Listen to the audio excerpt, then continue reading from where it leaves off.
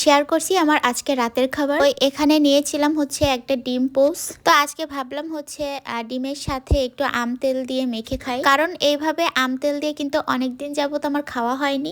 অন্যান্য দিন কিন্তু আমি ডিম ভাজি বা ডিম পোস্টের সাথে কিন্তু শুকনা মরিচটাই নিয়ে থাকি, কিন্তু এখন যেহেতু আমি তেমন একটা ঝাল খেতে পারছি না, আর এখানে ডিম পোস্টটা এত পরিমাণে গরম ছিল, গরম হওয়াটাই স্বাভাবিক, ভাজার সাথে সাথে কিন্তু আমি প্লেটে উঠিয়ে নিয়েছিলাম।